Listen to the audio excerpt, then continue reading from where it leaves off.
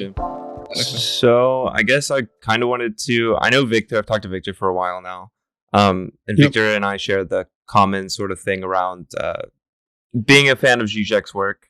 And I know that you've posted articles. I remember when I was on vacation, maybe last year, you posted an article with someone about basically what I wanted to talk about, which is the relevance of Žižek. I remember reading it on there, and you talked about his dialectical materialism and his ideology critique. Well, that was the piece with Conrad. Yeah, I remember that. Yeah, and I remember it being really, really interesting. And it actually, I thought y'all did that really well, because for me, I was just starting to get really into his work, like actually trying to read it, which was obviously kind of difficult given that I don't have a philosophical background or anything, other than what I've self-taught myself. So that helped me break it down and understand what he was all about. And I figured y'all would probably have some good insight on sort of the relevance of his thought, and I thought that could be interesting to talk about. Well, thanks a lot. And also, if Conrad does listen to this, shout out for co-authoring that piece. But we were hoping it would be a useful primer for people, because definitely some of his wording can actually be quite good, but other parts of it can be pretty weird and esoteric. So I'm glad it was helpful. Yeah, definitely. Especially like when you pick up his book and you start like he uses two of the most difficult thinkers that I can think of, which is Hegel and Lacan. And, I've done a little bit of reading with Lacan with Victor. We were reading the Lacanian subject. So now I'm a little bit more up to date with the Lacanian terminology. And then I've been reading Hegel. Right now I'm reading The Science of Logic, which is so much fun. It's definitely not painful. I enjoyed that. So now I can actually read his books and actually get something out of them. But at the time, I thought that was just super helpful. So I figured maybe we could just talk about that and maybe give kind of a primer to people that are sort of interested in this thought by giving some ideas about why we think he's relevant. And maybe Matt could just like kind of talk about that article you wrote. Maybe you could like sum it up. Like, what was the main argument? Sure. Well, we tried to summarize Žižek's whole oeuvre, which is difficult because he's written something like 50 books at this point, right? He has a couple come out every year. Kind of reminds me a bit of Jack Kerouac that way, in the sense that they're not even really separate books so much as they're the same book being rewritten and rewritten and rewritten, and kind of like a wave, right? It looks the same, but each one maybe goes a little bit further and adds a few wrinkles to what you saw before. So it's worth keeping up with the process, right?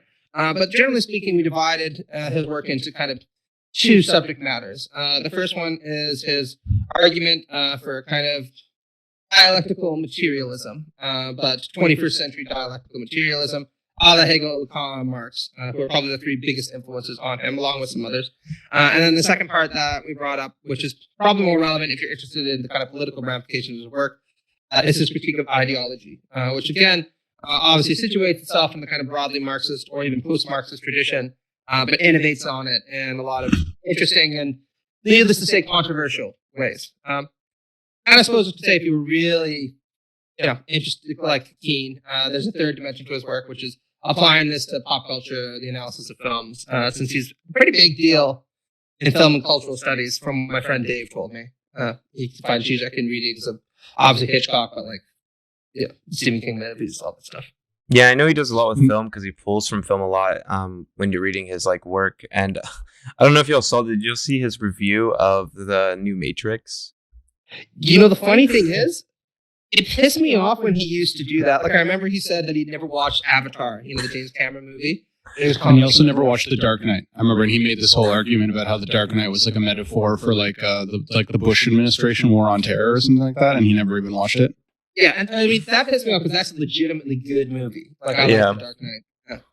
But, I mean, the funny thing is, I watched the Matrix Resurrections just last Saturday, and I gotta admit, his take on it was more or less the way that I experienced it. So, even though he hasn't actually seen the movie, he seemed to understand what his problems were. Yeah, I picked up on that too. I watched it, and I didn't think it was that good. So whenever I saw his review, and he was like, I think The Matrix isn't worth watching, which is why I haven't watched it. I was like, okay, that's a good, okay, all right, that's a good summary. Yeah, I still haven't watched it. In some ways, he was smarter than me because my curiosity eventually got the better of me, and I was like, fucking $25. my wife and I were like, let's just settle the argument about what we're going to watch Saturday Dude, you night. paid $25 to watch that movie? Yeah. Damn. Because I was... Dude, do you not remember? Okay, sorry, this is off topic. But like, do you remember that I told you to like hit me up for that server access that I have? I have like, I don't know what's called. It's like called the Seed Box, where you can like download movies. I have it up there. I've had it up there for weeks, dude. For free. Anyway, I believe in supporting the artists, and I do consider the Wachowski siblings to be artists of a sort, right? And I thought maybe I'd like it. And I will admit, the first third of the movie I did like. This is completely off topic, by the way. It kind of reminded me of like a big budget David Lynch film in the sense that it was kind of fucked up, a little bit weird, not always in a good way, but always pretty distinctive. Then it just kind of fell off the rails for me, starting in Act 2. And then by Act 3, I was just like, holy shit, this movie seems to almost be mocking its audience. For wanting this movie in the first place, and secondly, for thinking it was going to be anything other than the mess it is. Yeah, I thought the first half was interesting because it was like playing off the sort of like, what is this going to be about? How are we going to continue this story? Sort of playing with like audience expectations. So I at first thought it was going to be really interesting. And then, I don't know, the second half, I was just like, oh, this isn't that great. This isn't not what I was hoping for. No, not at all. And I mean... I was just going to say... Well, go ahead, actually. No, I was going to say, I'm a fan of the first movies. That's why I was willing to pay for it also, Victor. I was just like, okay, you know... $25? Isn't that more expensive than what you pay at, like, the movie theater? Yeah, I think so. It is, but I got to watch it in the comfort of my home, and I had also had 8 beers, Victor. So, at that point... He didn't get it. We're settling what we're going to watch tonight, one way or another. Fuck it. Yeah, fair enough. Did you guys watch it anyway, it doesn't matter. I was just gonna ask, early, like the other day, Iso and I were talking about, I think you were like, had some questions about in what ways, like, Žižek is a historical materialist. And I thought maybe that would be like a good thing to ask Matt, if Matt has strong opinions. I mean, you said your article kind of explained the ways in which he's a dialectical, or in other words, like, what's the way in which we think he's maybe like somehow using Lacan to like pull Hegel out of the idealism, but then also not fall into the same kind of materialism that Marx falls into? I don't know if that's easy to answer. Maybe it's not. Yeah, because it seems like when I'm reading his work, he pulls a lot from Kant, Fichte, Schelling, and Hegel. And I mean, you can definitely see the impact of that in his work. And I'm just curious on how he gets from there to the materialism he gets to, because it almost feels like sometimes when he's talking, he still falls into like the idealist tradition, which I know it's supposed to be a continuation of that, but back into material. And that is one thing that I have not been able to wrap my head around. Sure. Well, I posted an article to an academic piece I wrote for Historical Materialism, reviewing his latest kind of magnum opus on historical materialism. So people can take a look at that if they're really interested in the technical details about it, because I kind of missed some of that. The book is Sex and the Failed Absolute, by the way. But look, the simple answer to the question is this, which is that classical materialism, arguably, held to the view of social reality as totality, right? Now, it was an overdetermined totality and was riven with contradictions, but nevertheless, it was totality. And arguably, it applied a similar view to nature as a whole, right? That all of nature is material. The material kind of fabric of nature is seamless, and there's a kind of teleological quality to it, and everything within material reality has its purpose, as for itself by the laws of physics or the laws of chemistry or whatever it happens to be, right? And that's an defensible position. I'm not here to kind of criticize that, but Žižek takes a very different perspective, which is that you should understand material reality, and for that matter, society, as kind of like the world of Pokemon Go, is the example he gives in the book, right? In that oftentimes we need to understand nature and society not as a seamless whole, but as riven with ontological cracks in the fabric of being. And this leads to a lot of catastrophic instantiations appearing in nature, right? So one of the examples he frequently gives is think about the early Earth, right?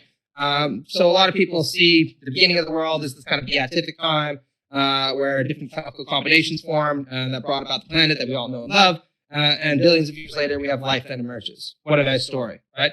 You think of like the Terrence Malick movie Tree of Life. Yeah. The Tree of Life materialism, if you want to put it that way. And Žižek says, actually, what occurred was just tremendous series of violent accidents. And these accidents had knockdown effects that were beneficial, but it was horribly consequential and horribly catastrophic for a lot of the earlier species that existed. So one of the examples he brings up is, for instance, the Great Extinction. Has anyone heard of that? I'm not sure. So Are you just talking about the dinosaur, like the asteroid?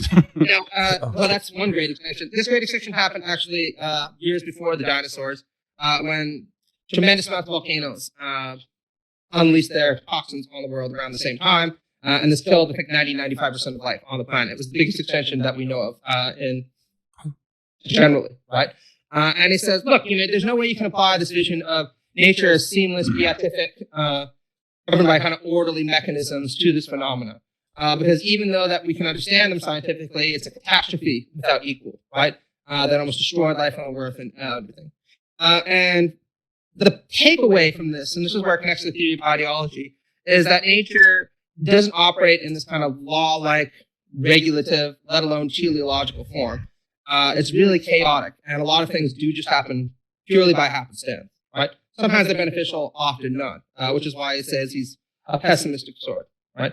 And the reference to Pokemon Go is that one of the things that we try to do is, rather than accept this understanding of nature, is to fill in the cracks of reality with ideology, which is rather like the walls you see in a Pokemon game, right? You assume that there has to be something beyond them when really there's just nothing. There's emptiness, right?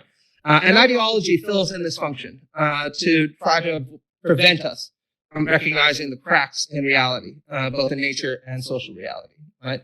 By basically papering over them in various different complicated ways. And here's where the Lacan bit comes in, of course, right? Where he says, it doesn't always operate the same way for everybody. What you need to do is recognize the different forms that ideology takes in different cultural settings for different people who have different kind of pathologies. But always everywhere you'll see this kind of pattern.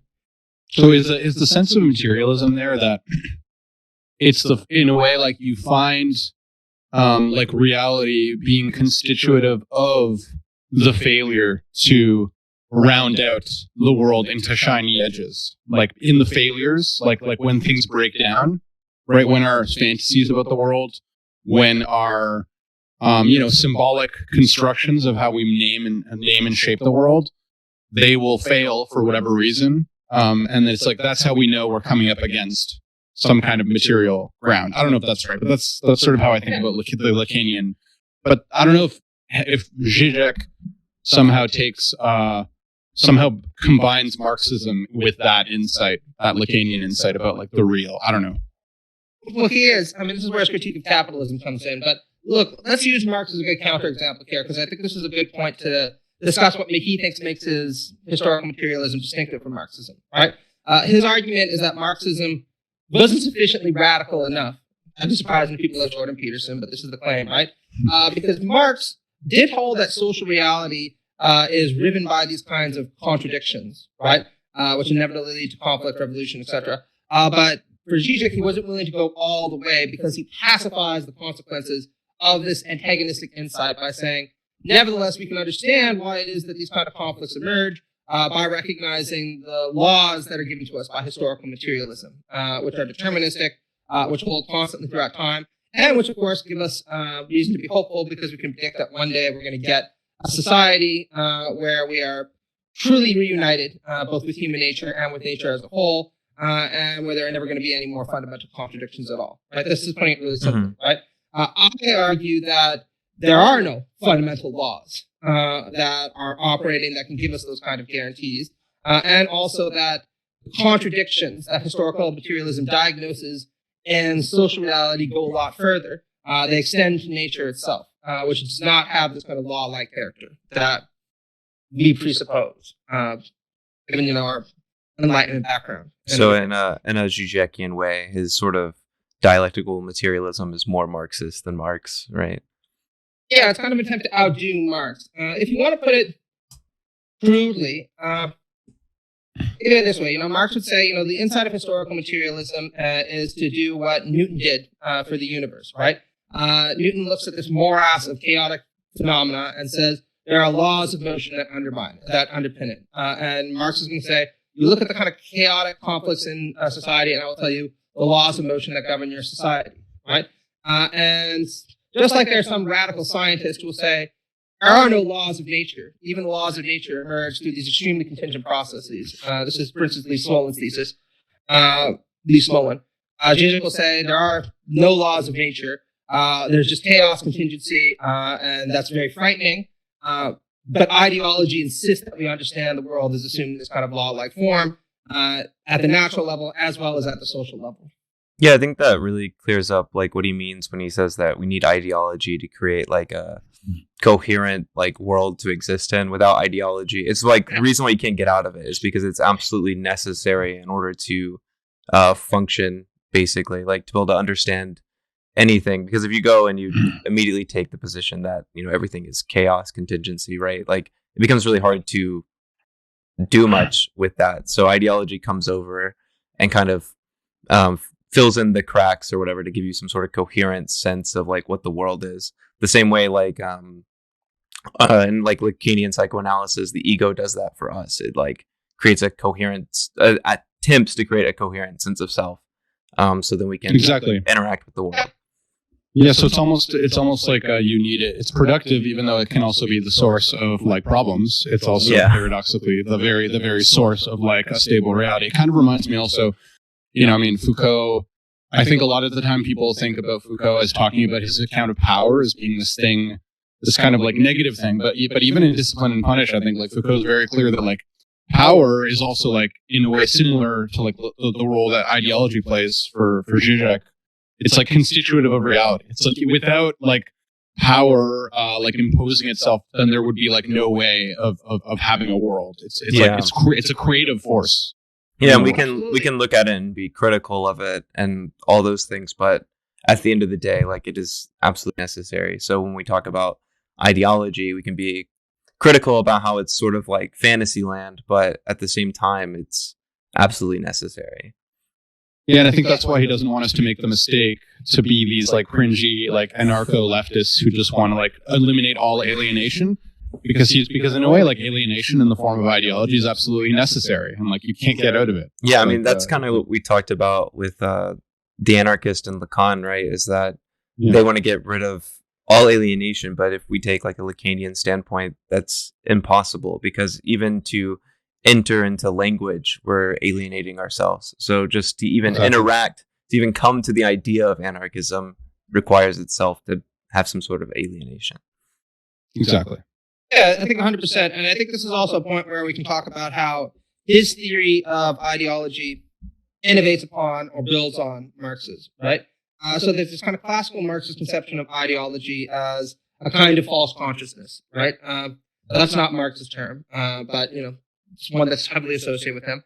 And the idea really isn't that fundamentally different than other notions of illusory boundaries to understanding nature that you find in the rationalistic tradition, right? That ideology is kind of a barrier to us understanding the real world, the actual laws of motion that govern society. And so once you sweep away these illusions, you'll actually be able to understand the real laws of motion that govern your society and the relations of production and so on.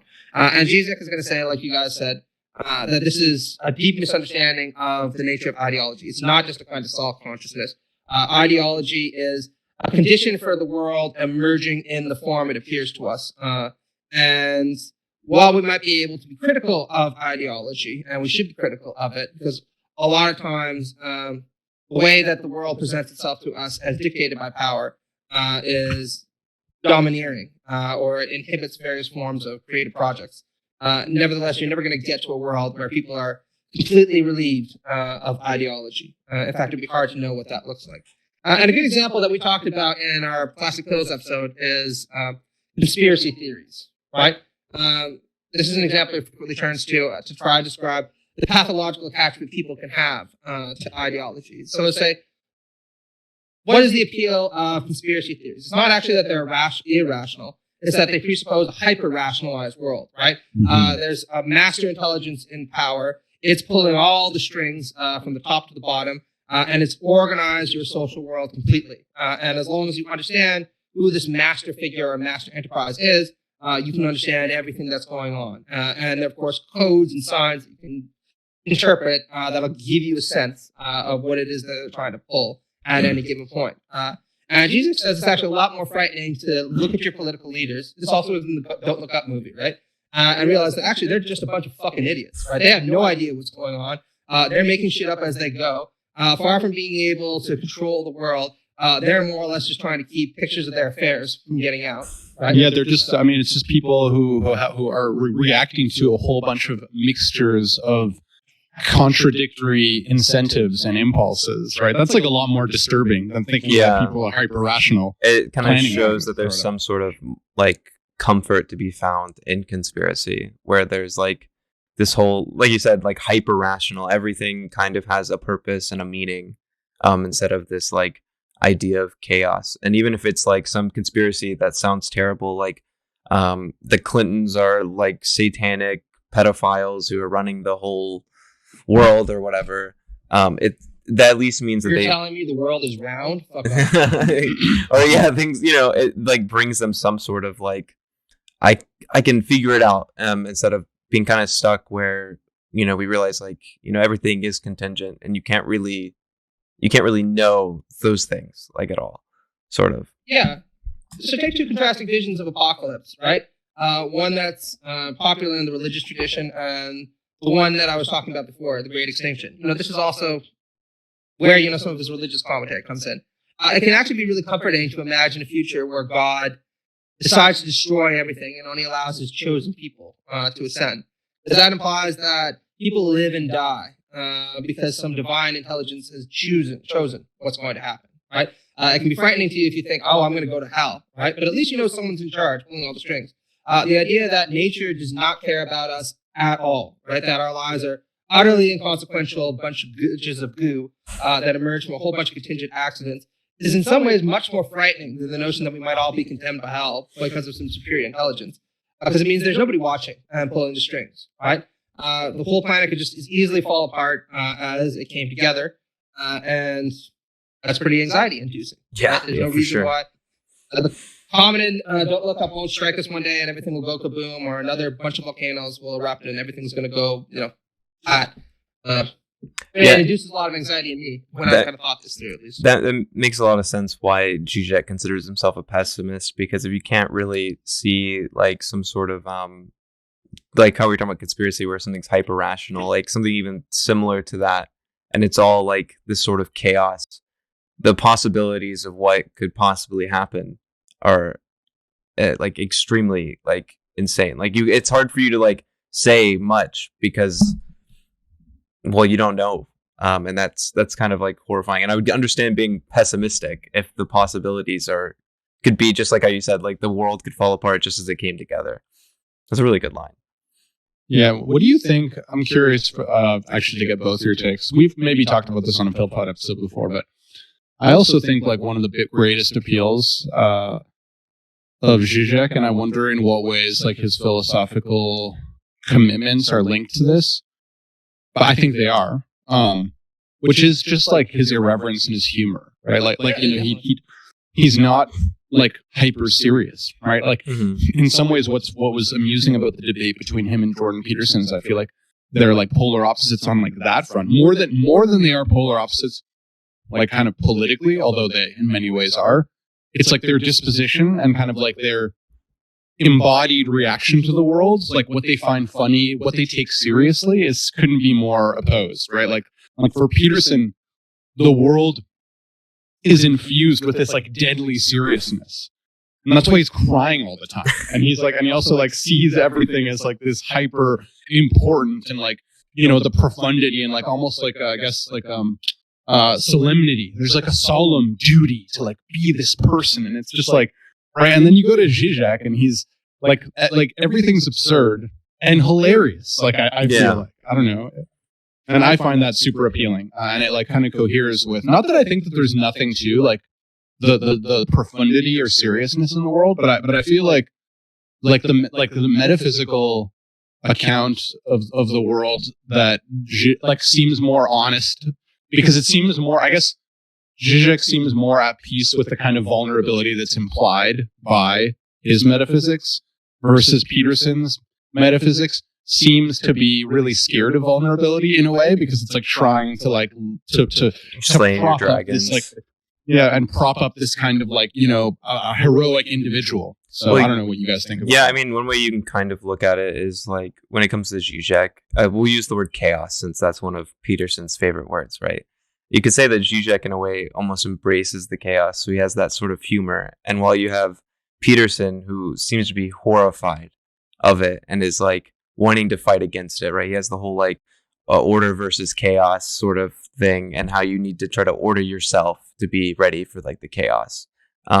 And if that's his position, then, he's going to be way more serious. So you kind of have this sort of almost like a dichotomy between like embracing the chaos versus trying to oppose it.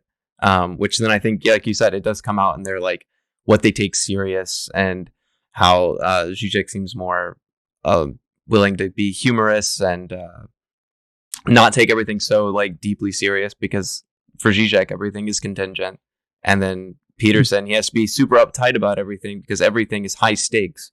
Because if we mess up anything, we fall into like chaos and have to fight our dragons or whatever. Yeah, and it's just so weird. Like I don't want to make fun of anybody for crying, but I do just find it such an interesting aspect of him that like he does seem to cry all the time. Like in a non-judgmental way. I find it just says a lot about how he sees the world, and I often think, and this is also why I think like an approach to philosophy that is informed by psychoanalysis is so important, because like Žižek's approach, right? Obviously, like a big founding part of it is psychoanalysis, and like the ways in which our own kind of like way that we're all pathological, like informs the way we see the world. And it seems so clear to me that Peterson, like there's something about his personality, whether it has to do with something that happened to him in his childhood or something else that like led him to be, and it seems like he projects that onto the world and onto his advice for others. And in a way, it seems like he's not very attentive to the ways in which his own background, maybe that's not how everybody experiences the world, right? Like maybe that's not, but it's almost like he makes the mistake of being like, well, this is maybe the right way. The world is this profound and it is this heart-wrenching, but you just aren't seeing it, right? And it's like, well, yes, but also maybe like you're seeing it because of some shit that happened to you when you're younger, like some way, right? And it's like he's not attentive to that. Whereas I feel like the starting point of Žižek's philosophy is like, everything that we're doing is implicated with our own pathologies in a way. Yeah, like, you can't get away from that. It's more like Žižek has the sort of understanding that everyone is tied up in their own pathologies, and Peterson thinks that his own pathology is how the world actually is, and he's trying to like tell people like, hey, how I see it is how it objectively exists.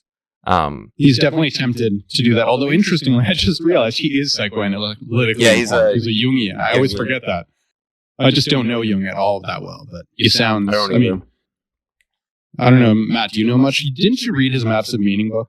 Read it twice. I don't know. Sorry, this is turning into a Peterson. No, it's all good. It's all good. It's interesting you mentioned this because everything that you said, Žižek wrote the introduction to our book on Jordan Peterson, right? And this is exactly the kind of point he brings up in juxtaposition, all right? I have a few more things to say about it, but it's worth noting that on the order chaos point, that Peterson's most famous book, 12 Rules for Life, is An Antidote to Chaos, is the subheading, right? Which should tell you quite a bit. And as I find the points where he cries, sometimes a bit amusing myself, because usually he's giving this big highfalutin speech about his ideas, and sometimes he'll move himself to tears with the profundity, allegedly, of what he's saying, which is a pretty interesting kind of take on your own ideas, where you're like, I've moved myself to tears with my own brilliance and insight, right? You kind of want to be fair to him. To be fair to him, I have noticed that you're right that has to happen before, but I've noticed that the times he is most often moved to tears is like when he talks about people who come and talk to him. Which is like, he's always like, I feel like that. Yeah. That is a side to him I do like. If anything, one of the things that's disappointed me about him recently is that he seems to have given into a lot of his worst impulses, because I chose to write the book on him with the others, in part because I thought he was an interesting conservative intellectual with some intriguing ideas that might actually contrast well with somebody like Žižek, right? And the fact that he's kind of becoming a self-parody is a bit disappointing, because it means there's less relevance for my text, which was supposed to be about a serious guy, a hyper-serious guy, and a serious engagement with his ideas. But anyway, look, I think the point you said, Victor, about him having a good sense of humor in contrast to somebody like Peterson is really telling, right? One of the things that he said about Heidegger, Žižek, that I really like is that Heidegger was the philosopher without a sense of humor. I know I've brought that up before. And that might seem incidental, but it's really actually important in trying to determine why he's a left-wing thinker rather than a right-wing thinker. Because one of the things that you see in people like Peterson or Heidegger is this insistence on the solemnity of the world, and usually this kind of crypto attraction to the idea that there's something of transcendent value in the world that gives it a tremendous amount of ontological weight. And usually this is given a kind of theological gloss, or sometimes even overtly, right? Even in secular thinkers like Heidegger, right? Where sometimes this thought has been characterized as ontotheology, right? Where being substitutes in the place of God, right? And the thing about this kind of transcendent attraction is that you're supposed to be submissive to it, right? That it establishes the parameters within which you operate over the course of your life. And if you abide by those parameters, you're going to lead a happy life. If you try to break from them, then bad things are going to happen to you, right? And Žižek's point consistently is this consistent right-wing temptation to read this transcendent dimension into reality is precisely where you see the realm of ideology emerging, sometimes willful ideology, right? Because he says there is no transcendent order to being or world. The world is just matter. It operates in extremely contingent ways, and sometimes really fucked up things happen, and there's no reason for it whatsoever. And this is the horrifying reality that conservatives have never been able to deal with, and it's why they always try to paper it over with this kind of solemnity. And I think it's worth noting that this is one of the reasons why the inversion of this kind of solemn approach that you see in people like Peterson is they can actually come across as quite funny at points, precisely because they're trying to intuit or infer into reality all these solemn properties that just aren't there. And oftentimes they end up just elevating idols to themselves, right? Their own ideas, their own ideals, their own cultural traditions, whatever it happens to be. Yeah, I mean, I think I think you like when you said you can kind of see humor in them when it comes to like looking at how they're inferring this sort of transcendence into reality. I think that really hits to what Žižek says. The best way to go after some ideology is to take it like seriously, like literally take it as what they say. And when you do that, it just usually completely falls apart. Like in the case of Jordan Peterson, if you took what he, or I guess maybe even we can look at, let's say, Christians today in the US, where now instead of taking the Bible literally, they try to go like, oh, it's this metaphor. Like I don't know, like most modern day Christians that I engage with, at least, will say that, because if you do take it literally, then it starts falling into like almost absurdity, and then it shows itself as like being extremely ideological. Right. Yeah, exactly. And I think Marx was very good at this also, right? I mean, one of the points that he brings up consistently is if you actually took the workmanship ideal that underpins capitalism seriously, this idea that hard work leads to reward, you couldn't be a capitalist since the workers are the ones who do most of the work. And a lot of capitalists just inherit their money and sit there doing anything. And it's not that the people who defend capitalism are unaware of this problem, but that doesn't mean that they also don't believe in the idea that hard work will somehow get you somewhere. It's the fact that every time they're confronted with objections to or counterexamples to this, then they'll shift the ideological emphasis somewhere else, right? Yeah. By saying, well, maybe, God works in mysterious ways. So there can be a religious complement to the argument for capitalism as a necessary supplement to the workmanship ideal, right? Yeah. Maybe you did work hard, but God just didn't have it in for you. It just wasn't feeling it, bro, for you. And this is a good example of also why it can be so tricky to untangle ideology, because one way of trying to respond to it, like you said, is just taking it literally and going to the extreme with it. But then people can always try to counter that by adding exceptions or qualifiers or supplements to it to try to disentangle themselves. Sure. Yeah, that's a good point. I'm trying to think. A good example that he gives consistently is environmental issue, right? So he'll point out that a lot of people will sit there and you'll give them a big, long, rational argument for why it is that the continued exploitation of fossil fuels is going to lead to environmental catastrophe. And the people will sit there and say, I know, but, and then there's a supplement, right? They'll say, what can I do about it? Or we have very few abilities to actually impact things. Or what about China, right? They're not going to do anything. So once you've taken the idea to its extreme logical outcome, right, the notion that if we continue burning fossil fuels, it's going to lead to catastrophe, you might think, well, that's the end point, right? We can't go any further. And then people add the qualifiers, the wrinkles, the buts, right, afterwards. Yeah, they'll basically jump. The ideology. They'll basically jump to something that is outside of anything that they can do. Like earlier you gave like an appeal to like God, right? Like, well, I can't control God. Or in the case of like fossil fuels, China's not going to do anything, or I have no power here. Like these sort of like the moment it does fall apart, like almost stepping away from it, but by stepping away from it, like taking yourself out of it, you maintain the sort of ideology. Yeah, and Žižek points that out sometimes in really funny ways, right? So a good example is the way he points out that a lot of this kind of folksy wisdom that people rely on often is inherently contradictory, precisely because it's trying to affirm ideology in all of its contradictions.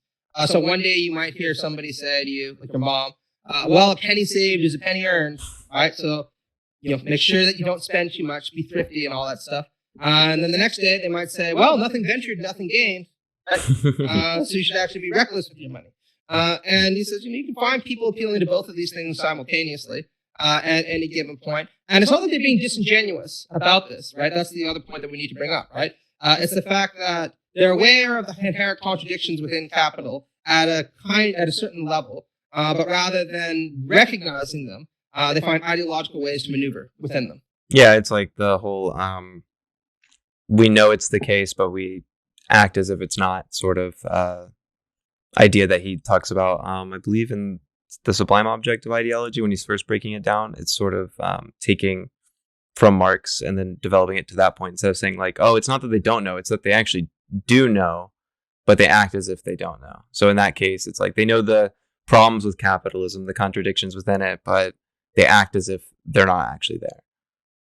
Yeah, and I think this is where I found it most interesting for a lot of my work on postmodernity, right? Because he said one way that people have tried to respond to the ideological problems posed by, let's just call it late capitalism, right, is by taking this kind of meta or cynical distance from ideology, but only in the realm of ideas, right?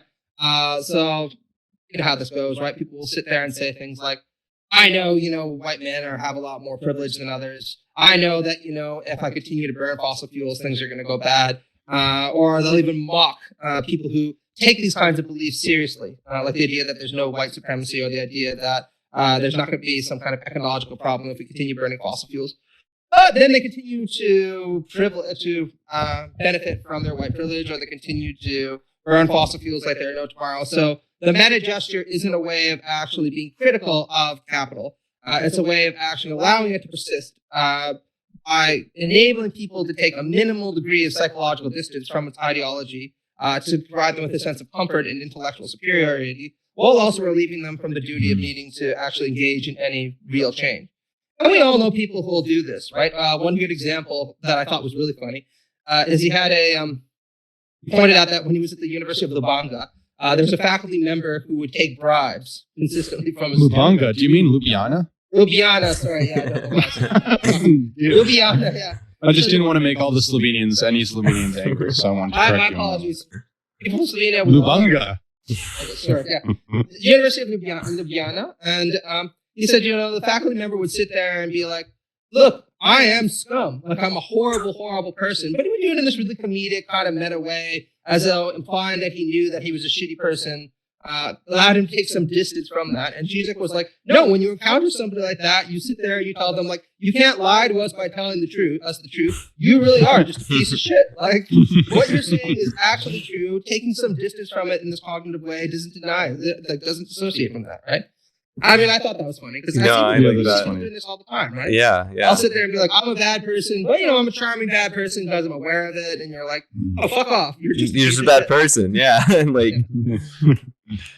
it doesn't absolve you. I forgot what I was going to say. I really like the idea of using the truth as a lie. I like that sort of usage. Oh yeah, I remember what I was going to. So I think it means also like we both know that we should be vegans, but we still aren't. Oh yeah, right. Yeah, we're pure ideology over here. I mean, yeah, we all have this conversation. Like, again, and this is the point where you can never fully escape ideology, right? So it's not like a condemnation of you if you kind of engage in these activities at a low enough level, right? Like, we all have moments where we'll sit there and be like, yeah, I know that I should be doing this, but I'm not. And you secretly think, like, I don't intend to. But, you'll express the platitudes and you'll kind of take a minimal distance from your moral obligations through an awareness of it. The one about the faculty member who took bribes, I think it's just like a spectacular example. No, that's really good. Hypocrisy. So, Victor, you're going to become vegan soon? Probably not. Even though I think I should. Are you? How close are you? Maybe when I get better pay, okay, then I'll start looking at my options. But as of right now, so have you conceded argumentatively? I think so. I think Mouthy got me on that debate. I just really wanted to push him to further his ethics around that, because I was like, wait, with all you've said so far, I feel like I can take you down a dialogue tree to anarcho-primitivism, and I had to run it. Like, I had to so bad. Yeah. Matt, are you vegan? Yeah, for sure. Nope. I do agree that vegetarianism and veganism is probably the more moral decision to make. But like a Žižekian subject, I am also a hypocrite. And acknowledging that just allows me to take a minimal degree of dissociation from what I consider to be my moral obligation, because I am a weak man. Okay, so we're all ideological here. Yeah, very, very much. We're all very and weak. Yeah, and just to give this the kind of Lacanian dimension also, because we've kind of talked a bit about Marx without really acknowledging the kind of Lacan connection. There's a very elaborate psychological theory that underpins this that he picks up from Lacan and synthesizes with Hegel. Once upon a time, Lacan was the more important figure in this kind of duo, but I think since then, Hegel's become more important because he points out that grand ideological systems often have very complicated forms, but they can be understood in terms of this relationship between individual pathologies and society, right?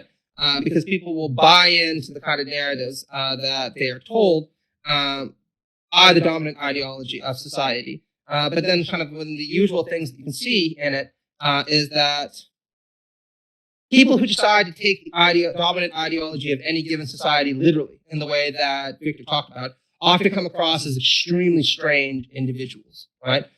Because there's a whole bunch of unwritten codes and ideological safeguards and kind of exceptions that people are just supposed to be cognizant of. And so you see all these kind of weird pathological reactions that emerge in relation to the dominant ideology of society, which is also an important innovation, I think, because unlike, say, a classical Marxist theory that would say most people in society, at least the working class, are defined by this kind of ideological relation to the dominant ideology at the time. Žižek says we can see all kinds of people with all kinds of fucked up symptoms across society. Right? Yeah, I was reading for what is it? What book is it? It's They Do Not Know What They Do.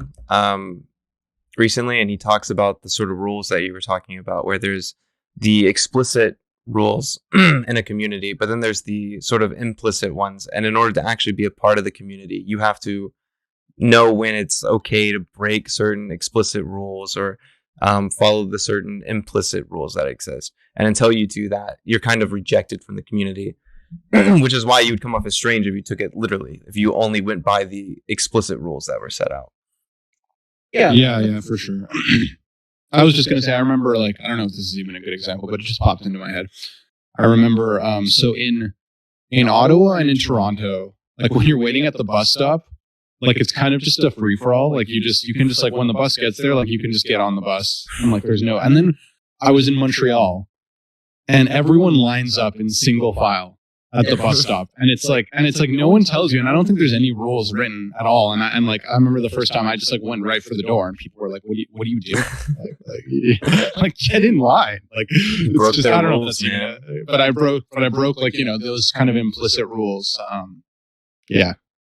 Yeah, absolutely. And I mean, this relates again to his critique of postmodern capitalism, because he says one of the kind of unusual things about postmodernity and capitalism is that there's still a system of domination in place that we're all very cognizant of. But there are all kinds of techniques where people try to take a minimal distance from this while maintaining the system of domination. A good example would be kind of these Google-ified or Facebook-ified workplaces, right? Where your boss is supposed to be your friend, And he'll never sit there and say something like, I order you to do this or you'll be fired. It'll be, hey, bro, how's it going? Blah, blah, how's the diet working out for you? Would you mind doing this later on today? I'd really appreciate it. And Žižek would say, this is, again, a way of trying to take a minimal distance from a system of domination. But in some ways, it can be even more horrifying than good old-fashioned exploitation, because there's this superficial friendliness that takes the place of the overt relation of domination, where you might actually become convinced that your boss is your friend, which is why you're going to be really disappointed when you realize that they're not actually your friend. They're still your boss underneath all that kind of pleasant rhetoric.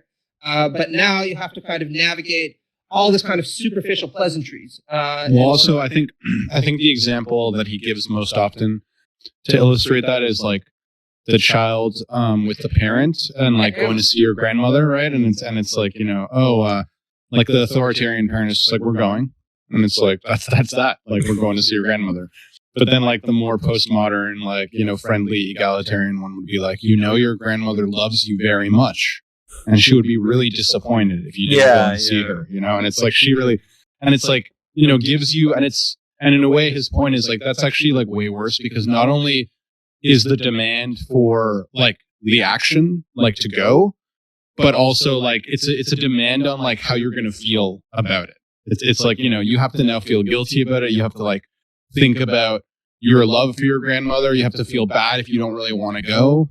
And it's like, it would be much better if they were just like, we're going, and then you could just be free to feel how you want to feel about it. Yeah, because in the case where they say you're going, like maybe you just get upset if you didn't want to go. Like you're just vaguely like mad or something. But with the sort of postmodern parent that you brought up, it's like you get all these other complex sort of emotions that you wouldn't need to feel. Like now you feel guilty, but you're also like upset that you even have to go, and that now you're like it's like tenfold what it would actually and then you're feel. Guilty for feeling upset. Yeah, that you're going, and it's like it's this feedback effect. Yeah, and it's just like it's like almost it's like a violation of your like emotional well-being in a way that the more authoritarian approach isn't. Yeah, I mean it's like more authoritarian than the more authoritarian approach, based upon like the force that gets used to make you like do that thing. Exactly. Have any of you ever seen the movie Office Space with Mike Judge? Oh yeah, I love that movie. I don't think so. Yeah, oh really? Oh man, you got dude, you got to see it, because like I feel like as someone who is working a job that you hated for so long, like you should really watch it. Okay, Office Space. It's I'll like check it out. 1998. It's great. You have to. Okay, I got you. Really it also takes place in Texas too, I think. Oh wow. So there's just really Mike Judge always sets his stuff in Texas, I think, doesn't he? Like King of the Hill and stuff was in Texas. And, yeah, King of the Hill. I think Beavis and Butthead were also, right? But so Jennifer Aniston is like a waitress working at this diner. It's a really shitty job. And the diner obligates you to wear a certain amount of bling to show your enthusiasm for working there. And I think it's like 10 pieces or something. So she puts on 10 small pieces. That's the minimum. And the boss comes up to her and he's like, yeah, so I've seen that you're just doing the bare minimum that's required of you. And she's like, well, yeah, but isn't that what you asked me to do? He's like, yeah, it is. And I mean, if you're happy with the bare minimum, then that's okay. But I mean, look at Julie over there. She's got like 20 pieces of bling. She's really into it. Don't you want to be kind of like her? Don't you want to show your enthusiasm and express yourself? Yeah, express yourself, right? And that's a lot more intrusive than good old-fashioned, like, this is how many pieces you'll wear, whether you like it or not. You can also apply this to like the Googleified workplace that we all know is emblematic of neoliberalism. Somebody might sit there and tell you something like, hey, listen, man, I don't believe like those old dudes in having set work hours. You come into the office whenever you want to work, right? But just remember that Jim over there works 12 hours a day because he really cares about this company. Right? And look at the cool bar we have here with like on-tap beer and like there's snacks. It's such a cool place. Like, don't you want to be hanging out here anyway? It's almost like by getting rid of the sort of explicit rules in those scenarios, you're making it where like you don't know when you do something wrong. So you even have to try harder because you're basically having to guess where the rules are. So you have to like overdo everything to never break the sort of hidden rule that your employer, boss, authoritative figure has, which is like way more stressful. And it almost manipulates you into, working harder than if there was a bare minimum. Exactly. And in fact, in Office Space, Jennifer Aniston's character's response to her boss is like, well, if you want me to wear 25, why don't you just make the minimum 25? Why are you making the minimum 15? And now you're like coming and mind gaming me and like, yeah. Right?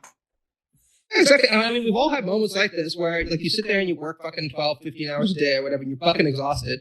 And you just want to go up and be like, I just want set work hours, right? Like, I want you to tell me you're going to fucking work hard, baby, for 8 hours a day. And then after that, you do whatever the fuck you want. I don't care, right? Mm-hmm. Instead, now we're told you don't have to work at all if you don't want to. But just be aware that anybody who works less than 12 isn't a team player, right? They're not contributing enough, and we're going to look badly upon it, right? You almost just desperately want the good old authoritarian hand. That's overt. And again, kind of like you were all saying, you can almost imagine weird contexts where somebody breaks these unwritten rules and just goes up to their boss and tells them, like, no, you tell me how many hours I'm supposed to work and that's what I'm going to do. Or you tell me how many pieces of bling I'm supposed to put on.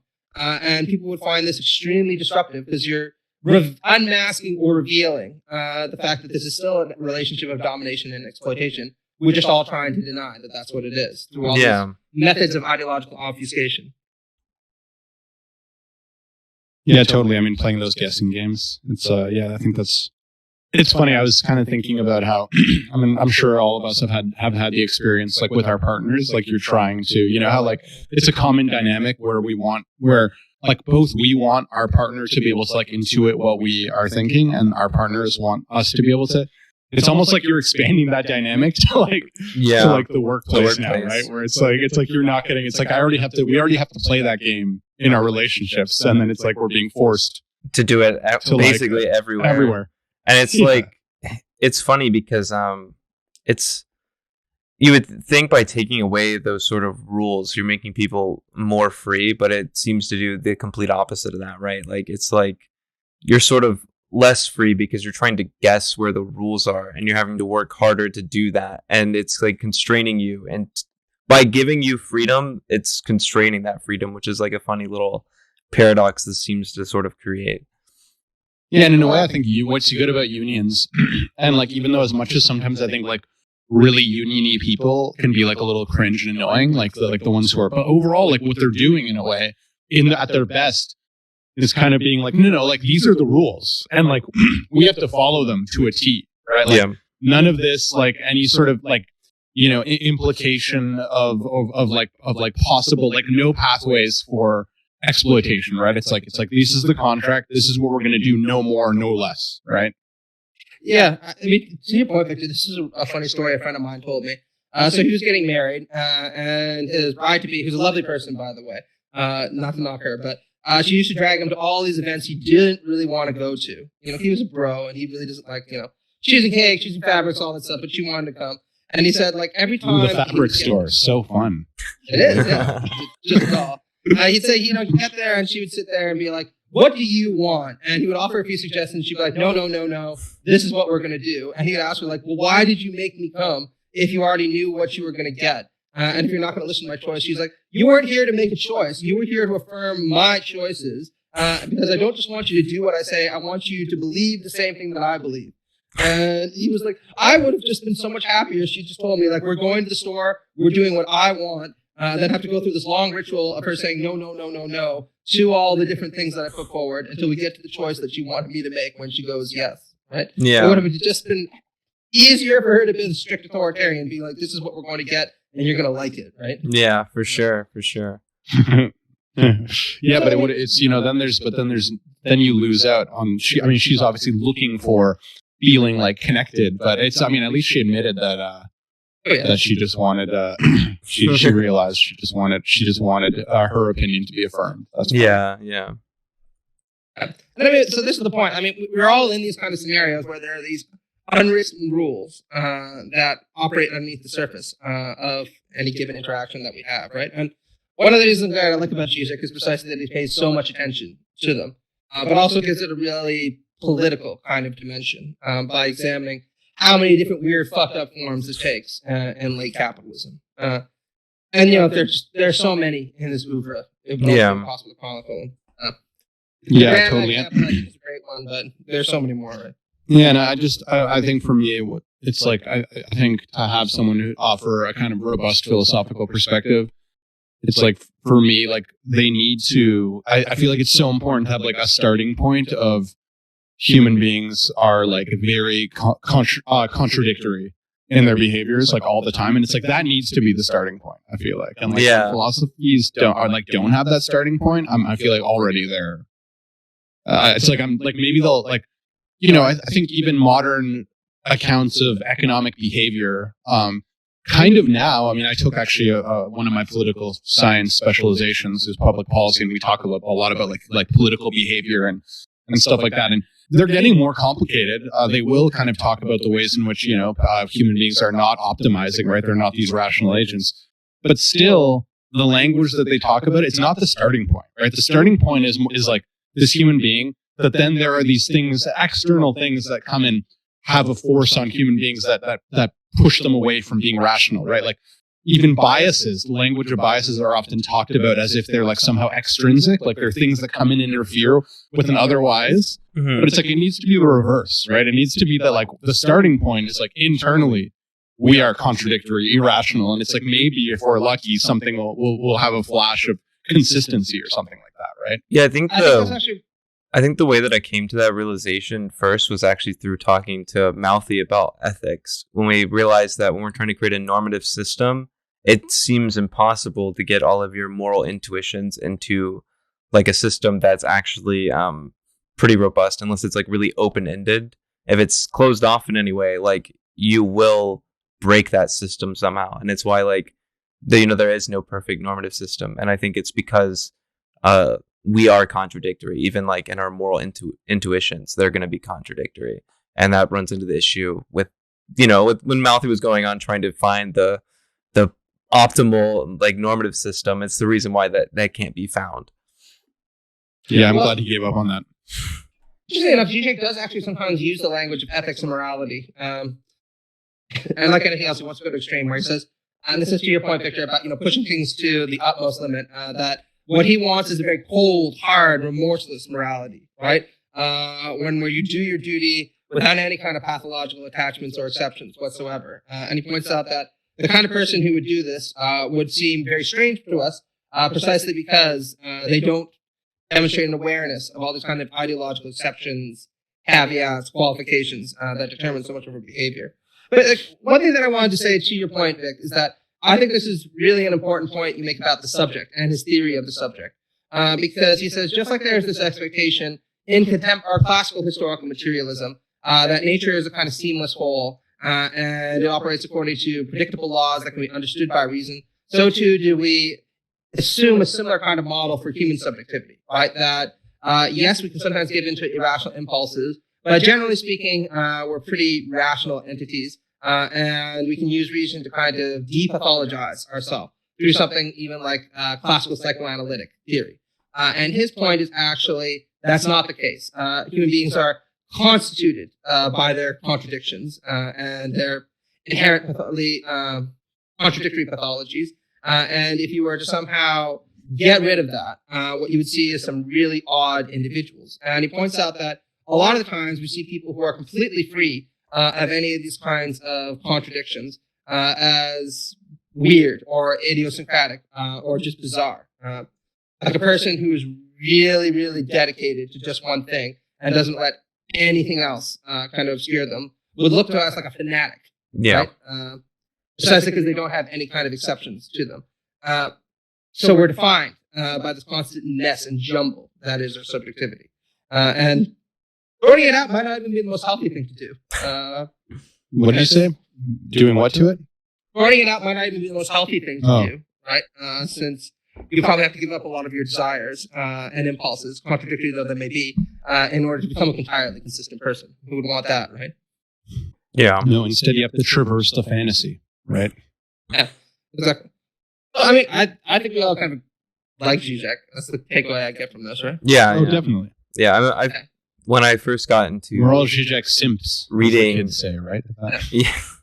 Žižek actually was one of the reasons I started getting into philosophy. I really liked a lot of his political takes, like some of his articles I would read, and I was like, I just want to know how this guy thinks, pretty much. I want to know how he gets these conclusions, which has sent me down a crazy rabbit hole to get to understand him. I took on reading a bunch of philosophy. I mean, I'm reading German idealism. I'm unironically reading The Science of Logic, which has been fun. I've entertained Lacan, talked about Lacan with Victor, read some stuff. I mean, I still have a lot more to go when it comes to Lacan. I'm not like a Lacan expert by any means. So I mean, Žižek has brought me through all of that, and it's all just trying to fully grasp him, because I think he's definitely onto something. Yeah, did I ever tell you about the prima nocta comment he made to me once? This is a funny story. The what comment? Oh, what? Prima nocta. So I appeared with him on Ben Burgess' channel once, and this is a true story. So my wife and I met at a conference where he was talking, and I just brought this up in casual conversation, as one does, to kind of make a point where I'm like, hey, me and my wife met listening to you talk, and we had a debate about your ideas afterwards, and he's like, so you understand then that I get to claim, what did the Lords call it, that prima nocta on her then. And it's like, oh yeah, Braveheart. So that means he gets to sleep with her. I'm like, oh fuck, right? Is that what you're saying? Yeah, prima nocta is like that Lord thing where they get to sleep with your wife, before you marry. And I think it was really funny, and I was just like, I can't even take this seriously anymore, because we were supposed to have like a legit discussion, but I was just like, man, I just don't even know when I'm gonna fucking is that on video or no? Yeah, you can see it on the YouTube channel. Funny. Anyway, it's a very funny story, but this guy already getting it. Like, he was a nice guy also, because that was probably the funniest joke I'd heard. What other philosopher is gonna make a joke about fucking your wife? Not many, yeah. Oh my gosh. Yeah, he also has tons of good memes out there. I mean, I think like he does make a point in a recent interview. Actually, Matt, I think you got to send him a video question on it. He brought up how like people will say some of the things about him and try to almost, he didn't use this terminology, but like almost memify him to make it where you don't take him seriously, to like make it where he's not saying anything serious, which I really hope as time moves on, people see that, he's doing a lot of good work and that the memes are just something funny to add on top of it, in my opinion, But underneath that, there's a serious thinker there. A lot of people don't know that. I think a lot of academics, like being in academia, I met a lot of academics who don't take him seriously, who are pretty dismissive of him, which is unfortunate. They just don't know. They haven't read the philosophical works, and some of it might just be like an aversion to continental thought. But there are some who don't have an aversion to continental thought, but all they ever see are like is the memes and videos and stuff, and they just kind of assume he's a clown. Yeah. I've run into a lot of people who think that. I mean, I was talking about Žižek on a previous video, and someone said something like, "Oh, so you like a guy who snorts coke all day and says nonsense," and And I was like, "Well, no, this guy is like, trust me, this dude's pretty fucking intelligent. Mind my language, but he is. I mean." If you try to like read his work and you have no background, I mean, as you start to get background, you see that he's actually saying things, but it's literally, to me, so in depth that it's hard to understand at first. Like there's a lot of real work going on. Yeah, it also pisses me off more than anything else, because one of the things I see people on the left, by the way, my article got this reception also, my piece with Conrad, right, where lots of people were like, why are you talking about that clown, don't we have better things to do? Because the one thing that's still permitted on the left as a kind of elitism is intellectual snobbery, right? Baffling, but it's true, right? Yeah. And I was like, we all talk a big game about, well, we want to be more accessible, we want to be more fun, we want to reach out and talk to people, and then we write these big, long, guilty as charged, by the way, monographs about things that most people don't give a fuck about. And then somebody comes along who can write those big, dense tomes and have them be really interesting, but also has some fucking funny jokes to accompany it, helps the thing go down a little bit easier. And all we have to do is be like, oh, poo-poo. Why can't we just have more multisyllabic words and, a couple of light jokes about, Platonic idealism or something. It really kind of pisses me off, because I think, if anything, he's made a real contribution, not just to left theory, but to left rhetoric, if you want to call it that, by showing that you can be a serious thinker and put forward serious ideas and not be a fucking asshole and not be just a joyless, charmless, humorless airist, right? Yeah. You can kind of do both. And I think like because of his humor and stuff and his references to like pop culture, he's also like way easier to read once you have at least some bit of background. I mean, it might be hard to like jump into Žižek without knowing anything about Marx, Lacan, and Hegel, right? But like, I'm watching that movie, Vertigo, the Hitchcock one. Watching that movie is pretty essential. Yeah. Like, if you don't engage with any of that, it's gonna be hard to read him. But the moment you have like a little bit of understanding of that, I think like all of his references to that and the sort of humor he has makes his work way more digestible, and it definitely has helped me comprehend it. Like, he'll say something and I'm like, I'm not sure if I get that, and then he'll make like some joke using that concept that he just had, right? And then I'll be like, oh, I get how that functions now. So not only is it like him just being more like, I guess, like fun to read in general, it also makes it way more comprehensible to me, because I can read. I was reading The Science of Logic, and then the other day I was finishing the Žižek book I haven't finished it, but continued reading it. And like the difference between the two is Žižek is way more pleasant to like read, and I definitely have gotten more from Žižek just by the way that he brings pop culture references and humor into his writing. Yeah, like the grandma joke, we all know it, right? Mm-hmm. Even if you didn't know anything else about critical theory, you teach people that joke, they'll probably at least remember that bit of psychoanalytic insight, right? Yeah, and it sticks in the head, like too, like, and then it's easier to come to if we're having a discussion like we are here, or you're just thinking about something in general. Like, it's easy to reach back because you're like, oh, that joke Žižek makes, that kind of applies to this. Totally, what you get is he captures all those like little everyday experiences of contradiction in human behavior that we've all noticed, and we're like, oh yeah, I've noticed that, and like it's intuitive to all of us. And then I think what's enticing about him is like, oh, he's got some philosophical understanding that kind of makes sense, or like has an account of all of those things. Fits them in. Absolutely. Anyway, Matt, I know you have to go soon, or at least maybe now. Unfortunately, yeah, I got some shit to do. What do you got to do? It's an awful day for me. What do you have to do? I'm supposed to do another interview with someone, although they might cancel now. We're still trying to sort that out, so we'll fucking see. And then I gotta start doing some work on a new project I have going. And then I have to probably kill myself because I'm getting bombarded with emails from people asking for extensions on their exams. So we'll see. If you see me tomorrow, then you'll know that I've made it through the onslaught of all 650 of my students have an exam the same week. So. Well, I hope you make it through that. Thanks for chatting with me. I've been wanting to talk to you for a while because I've been talking to Victor for a bit, and he offered forever ago to get us to talk. And then one night I was like, I need to keep making content, and I was like, that's a great idea. We'll just talk about Žižek. I love talking about Žižek. So I think it was fun, man. Talking to you. Awesome. Yeah, I'll always a pleasure. I'll talk to you soon. All right. See y'all. Yeah. Peace. Later.